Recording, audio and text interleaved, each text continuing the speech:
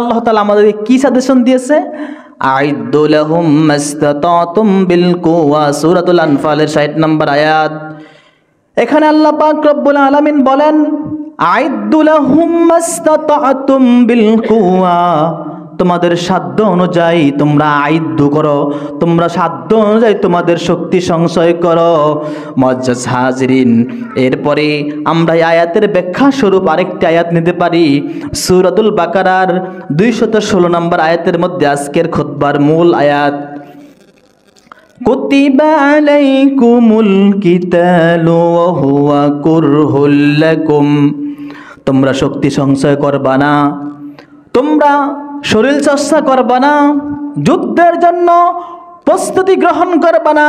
জেনে রাখো কুতিবা আলাইকুমুল কিতাল, যুদ্ধ করা, কিতাল মানে লড়াই করা, কিতাল মানে লড়াই করা, জিহাদ। জিহাদের অপব্যাখ্যা করতে অনেকগুলো হাদিস তারা সামনে আনে। অনেক ওলামায়ে কেরাম অনেকে রয়েছে জিহাদের অপব্যাখ্যা করার জন্য অনেক হাদিস আনে। বুখারী শরীফের একটি হাদিস দেয় যে আল্লাহ তাআলার হাবিব বলছে জিহাদ মানে চেষ্টা করা। আপনি যেই কোনো দিনই কাজে চেষ্টা করলে আপনার জন্য জিহাদ হয়ে যাবে। দাওয়াতের কাজকে অনেকে জিহাদ বলে, বিভিন্ন মাদ্রাসায় পড়াকে অনেকে জিহাদ বলে, অনেক কাজকে, ইসলামিক যত কাজ আছে চেষ্টা সাধনা সকলগুলোকে জিহাদ বলে। এটা একটা জিহাদের প্রকার। ইসলামের সকল কাজগুলো একটা জিহাদের প্রকারের মধ্যে পড়ে, এটা হাদিসের মধ্যে রয়েছে। কিন্তু এই হাদিসগুলো দিয়ে উম্মত মুহাম্মাদীদেরকে আরো ক্ষতিগ্রস্ত করে। ইসলামের মূল যে বুৎপত্তি, ইসলামের মূল যে জিহাদ, এই জিহাদ থেকে মানুষকে দূরে সরিয়ে রাখতে চায়। এই অপব্যাখ্যাকে এবং মানুষকে যে আল্লাহ তাআলা বলছে আইদ্দু লাহুম মাস্তাতাতুম বিল কুওয়া ওয়া রিবাতিল খাইল, তোমরা তোমাদের ঘোড়াগুলোকে সুসজ্জিত করো, জিহাদের জন্য শক্তি সংচয় করো, বাহুবল অর্জন করো, বিজ্ঞান প্রযুক্তি বল অর্জন করো, অস্ত্র শস্ত্র তোমরা সমর্থন করো। তোমরা তোমাদের পক্ষ থেকে মাস্তাতাতুম যতটুকু সম্ভব নিজের স্থান থেকে তোমরা তোমাদের জিহাদের জন্য প্রস্তুতি গ্রহণ করো। আল্লাহ তাআলা তারপরে বলছে কুতিবা আলাইকুমুল কিতাল। এখানে জিহাদের কথা বলে নাই। জিহাদ বললে অনেক অপব্যাখ্যার সুযোগ থাকে। জিহাদ মানে চেষ্টা, জিহাদের অর্থ কি? চেষ্টা। অনেক অপব্যাখ্যার সুযোগ থাকে। কিন্তু আল্লাহ তাআলা রমাদান মাস সম্পর্কে যে আয়াত নাজিল করেছেন কুতিবা আলাইকুমুস সিয়াম, যেমনি ভাবে সোজা সাপটা বুঝতে পারেন যে রমজান মাসে তো রোজাকে ফরজ করা হয়েছে, যেহেতু আল্লাহ তাআলা বলছে কুতিবা আলাইকুম, তোমাদের উপর নির্ধারণ করা হয়েছে, লেখা হয়েছে, মানে কি নির্ধারণ লেখা আল্লাহর ভাষায় যদি নাজিল হয় ওটা হয় ফরজ। উসুলে তাফসির, উসুলে ফিকহ যদি আপনি পড়েন তাহলে পাবেন। তো ওখানে আসছে রমজানের মধ্যে কুতিবা আলাইকুমুস সিয়াম বললে যেমনি ভাবে অর্থ বুঝতে পারেন, অর্থ বুঝতে পারি যে আল্লাহ তাআলা রোজাকে ফরজ করছে, এই মেসেজ দিচ্ছে আল্লাহ তাআলা এখানেও আপনাকে আমাকে সকলকে উম্মতে মুহাম্মদী সকলকে বলছে কুতিবা আলাইকুমুল কিতাল।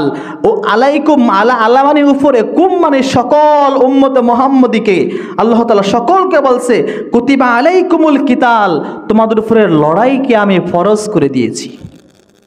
মুআজ্জাজ হাজিরিন, তারপরে আল্লাহ পাক রব্বুল আলামিন বলছে অহুয়া কুরহুল লাকুম, অনেক অপব্যাখ্যা করো, অনেক অপব্যাখ্যা করে জিহাদ থেকে তোমরা সরে রাখতে চাও।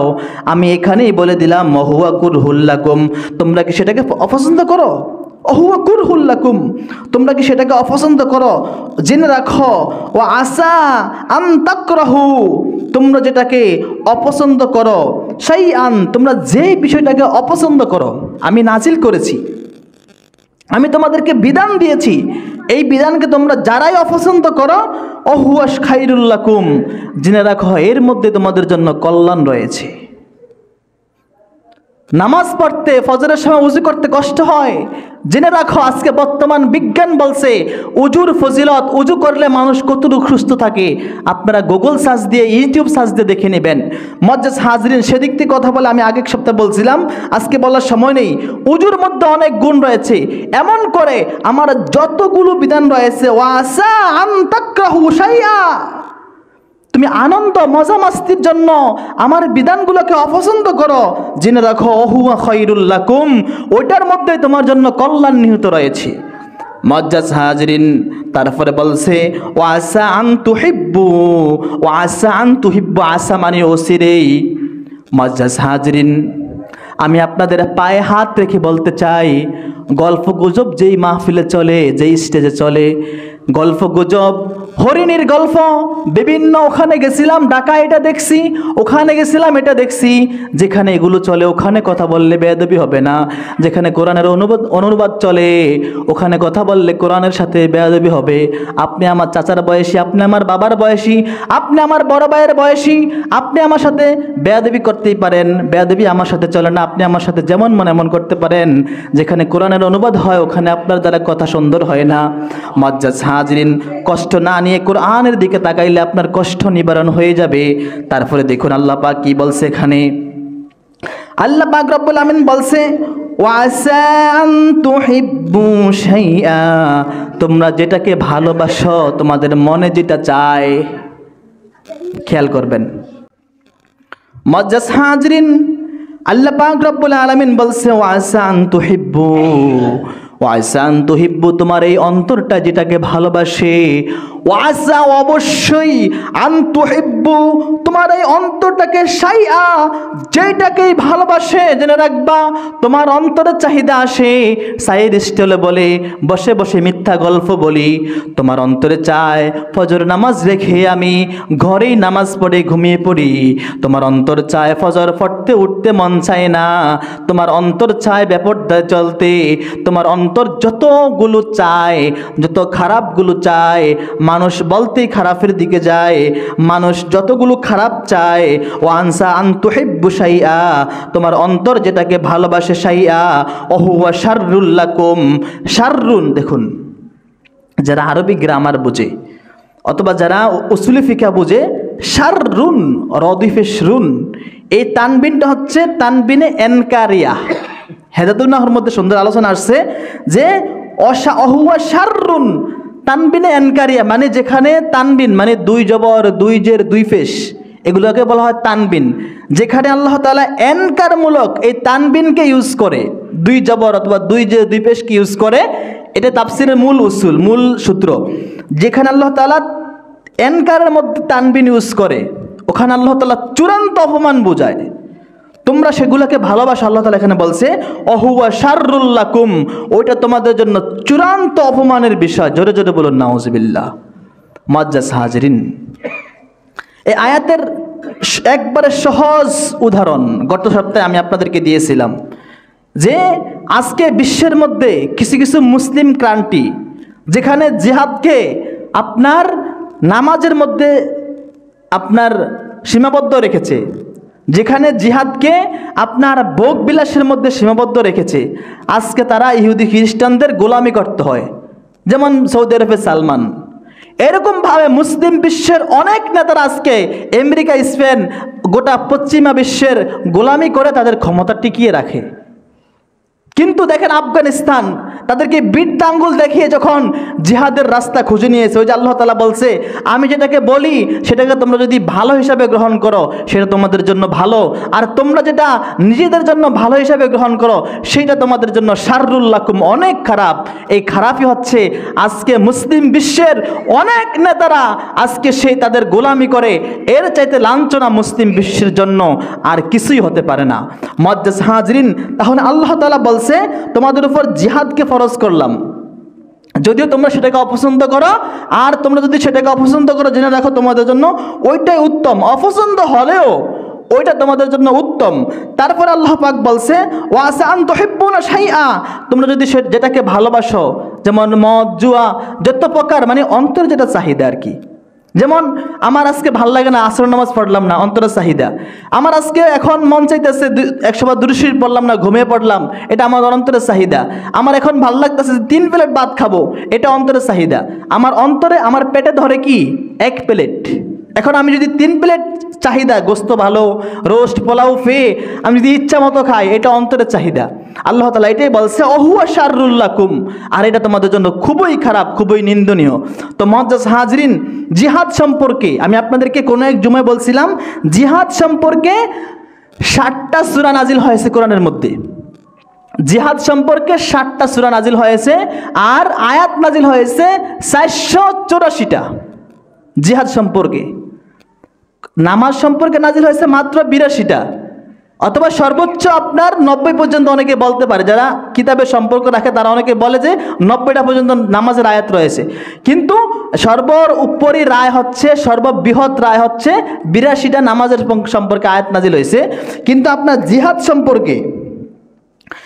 সম্পর্কে 484টা আয়াত নাজিল হয়েছে। তারপরেও যারা জিহাদকে অপব্যাখ্যা করে, যে সমস্ত আলেমরা জিহাদ সম্পর্কে অপব্যাখ্যা করে, আমরা সকলকে আজকে জুমার মসজিদ থেকে মুখস্থ করে নিব যে আমরা সকলকে শুনিয়ে দিব সূরাতুল বাকারা 216 নম্বর আয়াত।